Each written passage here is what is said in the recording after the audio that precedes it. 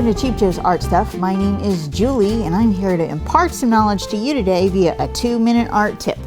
And today's tip actually comes from a viewer request for some tips about using oil, like to kind of make things easier. I got a little collection of things that I can share with you.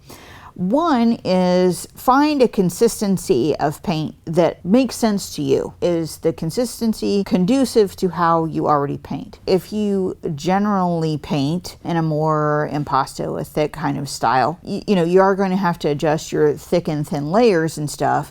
But if most of the time you're painting heavy and thick anyway, it's better to go ahead and find an oil paint that has that consistency out of the tube for you from the jump. So it's less work, it's less money, because you're not having to use mediums and different additives in order to change the consistency to where you want it to be. If you work in a lot more like glazing and a lot of thinner kinds of applications, a lot more thin layers, then you will want to look at a consistency out of the tube that is a little bit more forgiving, a little bit finer, so that you're not having to add so much more medium to thin it down, or use like mineral spirits and stuff to thin it down to get it to be in that consistency that you want already. The closer you can get out of the tube to what you eventually want and what you're trying to do,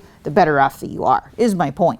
And then also grounds, finding a ground that you don't have to fight, whether it's a canvas or gessoed panel or some of the offerings from Ampersand or something like that. But sometimes if you have a ground that is maybe a little bit too silky smooth, and then you're having to kind of fight the position and the paint's not staying where you want it to stay, maybe you need to look for something that has a little bit more tooth to it, and so therefore the paint is going to be exactly where you placed it over and over and over again. So find a ground that is amenable to how you work. And then another little tip for you is when you're doing like color sketches, doing some test runs and stuff like this, you might also want to look at Arches Huile paper. Now you're like, what word was that? I didn't catch that. Arches makes a specially formulated paper that looks like a watercolor paper, but is actually formulated as an oil surface. It is actually spelled Huile,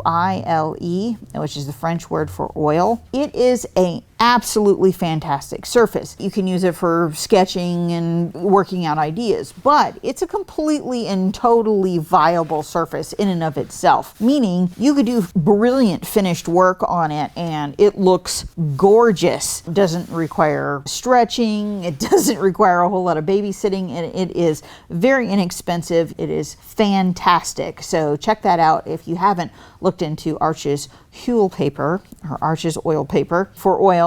And then lastly, you basically have to live by the fat over lean principle when you're painting in oil. And that basically means you always have to lay down thinner layers first and then build up to thicker layers as you move on. Because if your layers get too thick and they have not dried, then you will end up, when you choose to put subsequent layers on top of them, you'll end up like taking off more paint than you actually get on there. So you always kind of have to live by the fat over lean principle. So find mediums that enable you to work easily through that application process. So maybe it's a couple of a combination of mediums. Some of the new medium combos and boxes that we have from Chelsea are absolutely fabulous, where it has a medium when you're doing your thin layers and it has a medium when you're doing your thicker, heavier layers for your final layers. So find a medium combination that is conducive and makes that a really, really easy process to work through. So hope these tips are helpful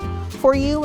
Thank you for your kind comments and your questions. We really do appreciate it and hope that you enjoy.